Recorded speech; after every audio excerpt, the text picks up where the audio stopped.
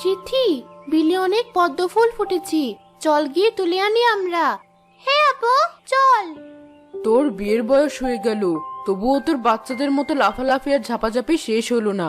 গেলে তুই একাই যা, ও বাচ্চা মানুষ, এখনো ঠিকমতো সাঁতার কাটা শিখেনি, যদি কিছু হয় ওর। কিছুই হবে না মা, আমরা সবাই তো আছি। পদ্মগুলো তোলা শেষ হলে আমরা আবার চলে আসবো। মা, সাবধানে থাকবো আমি। ঠিক আছে, যা, বেশি দেরি করিস না। আচ্ছা মা, এই সিথি, চল।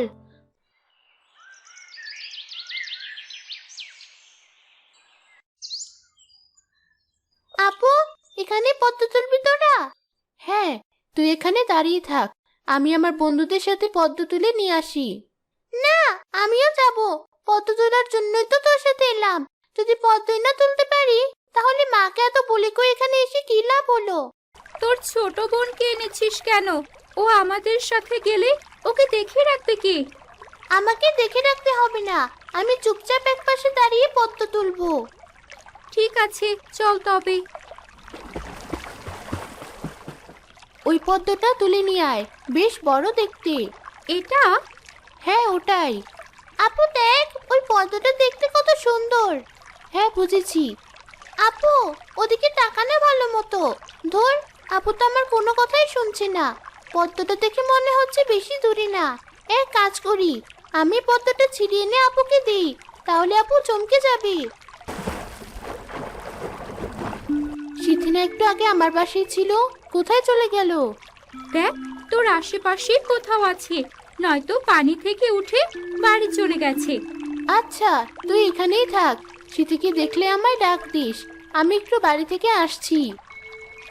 আমি তো ভেবেছিলাম পদ্মটা কাছেই আছে, কিন্তু এখন তো দেখছি অনেক দূর, আর পানিও বেরিয়ে যাচ্ছে। আমি আর পারছি না, হাঁপিয়ে গেছি। আবার আপুর কাছে ফিরে যাই। ওখানে কি কেউ সাঁতার কাটছে?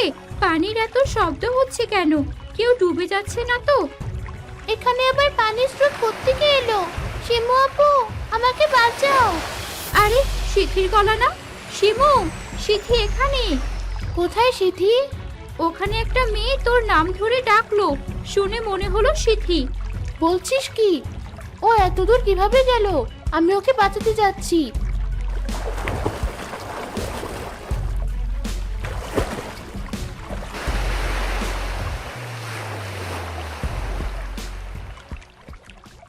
সিথি, তুই ঠিক আছিস তো?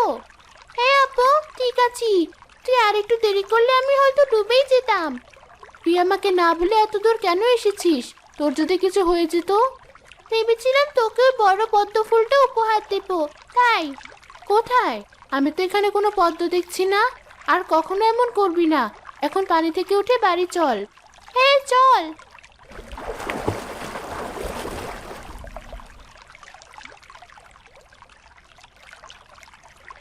দাঁড়া, কি হলো আপু?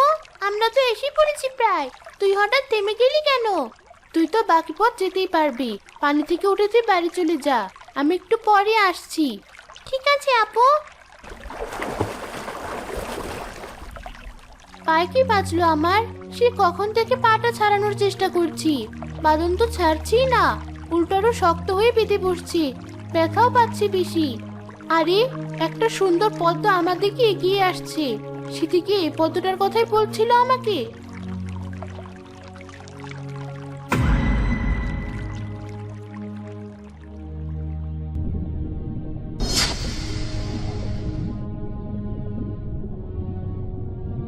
আমাকে ছাড়ো বলছি।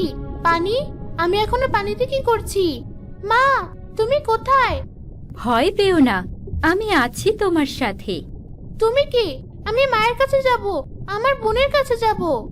আমি দুঃখিত, কিন্তু তুমি আর কখনো তোমার মা আর বোনের কাছে ফিরে যেতে পারবে না। কেন? কি হয়েছে আমার? আমার হাত পা শরীর সব কোথায় গেল? আমি কিছু দেখতে পাচ্ছি না কেন? তুমি পানিতে ডুবে যাওয়ার আগে একটা পদ্ম দেখেছিলে নিশ্চয়ই। হ্যাঁ, দেখেছিলাম, কিন্তু এরপর কি হয়েছে কিছুই মনে নেই আমার। তুমি যে পদ্মটা দেখেছিলে সেটি একটা অভিশপ্ত পদ্ম ছিল। ওই পদ্ম যাকে একবার ধরে সে নিজেও পদ্ম হয়ে যায়। তোমার মতোই অন্য এক মেয়ে এতদিন পদ্ম ফুল হয়ে এই জলে ভেসে বেরিয়েছে, তোমাকে পদ্ম বানানোর পরই সে তার অভিশাপ থেকে মুক্তি পেয়েছে। তার মানে আমি এই রূপ থেকে মুক্তি পেতে চাইলে আমাকে অন্য একটি মেয়েকে পদ্ম বানাতে হবে? হ্যাঁ, তুমি যত দেরি করবে তোমার তত সময় লাগবে আবার তোমার মানুষের রূপে ফিরে যেতে, আর তোমার স্মৃতিও হারাতে থাকবে। তোমার আগের মেয়েটা প্রায় 1 বছরের মতো পদ্ম রূপে ছিল, তুমি নতুন এই রূপে এসেছো, তাই তোমাকে সবকিছু বোঝাতে আমি আমার কাছে নিয়ে এসেছি। অন্য কোনো উপায় কি নেই এই অভিশাপ থেকে মুক্তি পাওয়ার? আমার জানা মতে নেই। অনেক বছর আগে এক মেয়ে এখানে পদ্ম তুলতে গিয়েই ডুবে মারা গিয়েছিল, কিন্তু কেউ তাকে বাঁচাতে আসেনি। সেই ক্ষোভে সে অভিশাপ দিয়ে গেছে যে ওই পদ্মটার বেশি কাছে যাবে সেও তার মতো পদ্ম হয়ে একা থাকার কষ্ট অনুভব করবে। আমার মা বোনেরা আমার জন্য চিন্তা করছে হয়তো। আমি গিয়ে দেখে আসি ওদের কি অবস্থা। বড় মাছদের থেকে সাবধানে থেকো, ওরা তোমায় আঘাত করলে তুমি কিন্তু ব্যথা পাবে। ঠিক আছে।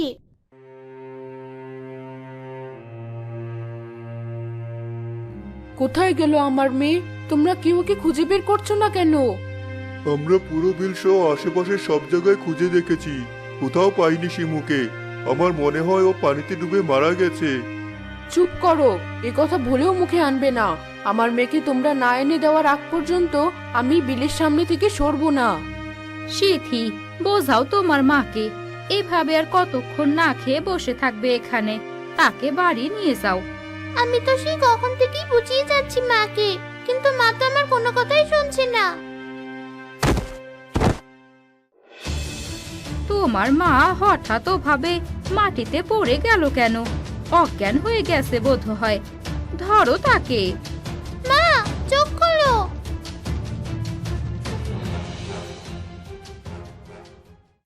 আমার জন্য চিন্তা করতে করতে আজ আমার মায়ের এই অবস্থা। যেভাবেই হোক আমাকে দ্রুত আগের রূপে ফিরে যেতে হবে। ওরা মাকে নিয়ে বাড়ি যাচ্ছে। আমি খুঁজে দেখি আশেপাশে কোনো মেয়েকে পাই কিনা।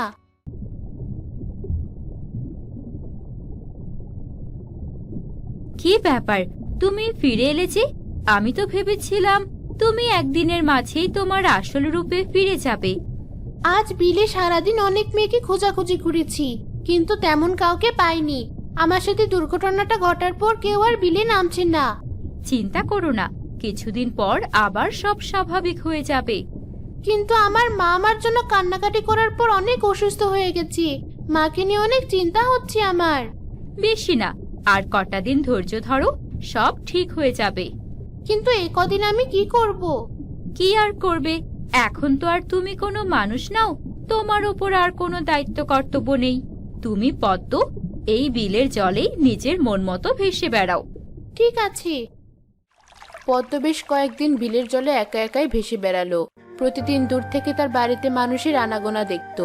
যতদিন পেরোতে লাগলো তত তার বাড়িতে মানুষের আনাগোনা কমলো, আর বিলে মানুষের আনাগোনা বাড়লো।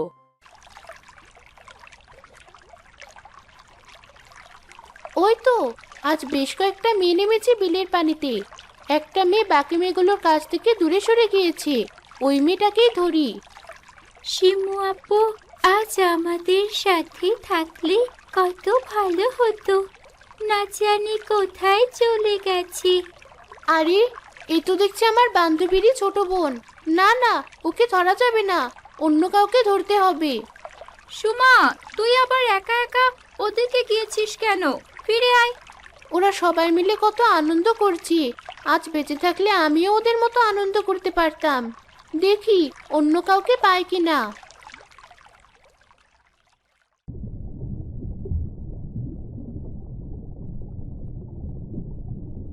আজকে পাওনি কাউকে? না, যারা আজ পানিতে নেমেছিল তারা সবাই আমার পরিচিত মুখ ছিল। জেনে শুনে আমি ওদেরকে কষ্ট কিভাবে দিই? এর কারণেই আমি মনে করি পদ্ম হওয়ার পর সবার স্মৃতি ভুলে যাওয়াই ভালো, তখন আর এত অপরাধ বোধ কাজ করবে না। দেখি কাল কাউকে খুঁজে পাই কিনা। কত সুন্দর সুন্দর পদ্ম ফুটে আছে বিলে, একটা যদি তুলতে পারতাম। কিন্তু মা দেখলে তো বকা দিবি। এই মেয়েটাকে তো আগে আমাদের গ্রামে কখনো দেখিনি, মনে হয় নতুন এসেছি। এ কি তাহলে ধরবো আজ? ইস, হাত দিয়ে টানা দিয়েও পদ্মটা ধরতে পারছি না। আরে, একটা পদ্ম পানিতে ভেসে ভেসে আমার কাছেই আসছি।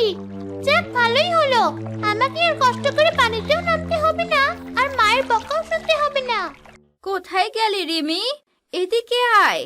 আসছি মা, পদ্মটা তুলে নিয়ে আসি। আমার মা আমাকে হারিয়ে যেমন কষ্টে আছে, এই ছোট মেয়েটাও যদি তেমন হারিয়ে যায় তাহলে তো ওর মাও অনেক কষ্ট পাবে। থাক, এই মেয়েটাকে ধরবো না আমি। আরে আরে, পদ্মটা আবার তুলে চলে যাচ্ছে কেন? ধ্যাৎ, মাকে আর পদ্মটা দেওয়া হলো না।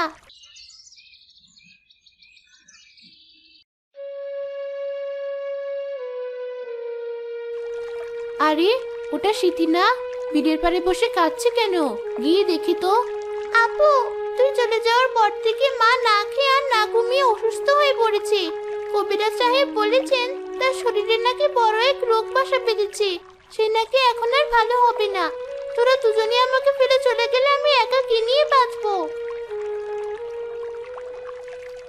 তুই কাঁদিস না, মায়ের কিছু হতে দিব না আমি। আপু, তুই কোথায়? আমার সাথে কথা বলছিস কিভাবে? তুই আমার কথা শুনতে পারছিস? তোর সামনে থাকা পদ্মটাই আমি।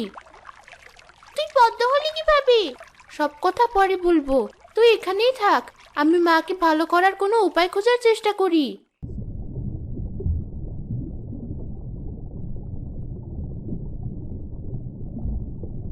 কি হয়েছে পদ্ম? তুমি আজ এ সময়ে আমার কাছে?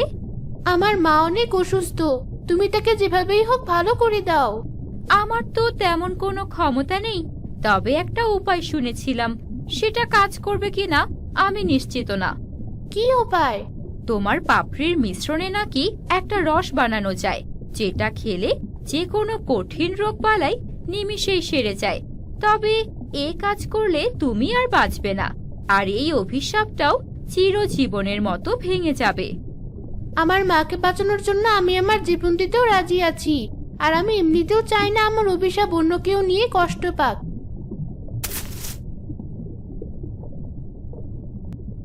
এই নাও আমার পাপড়ি, আমি প্রস্তুত।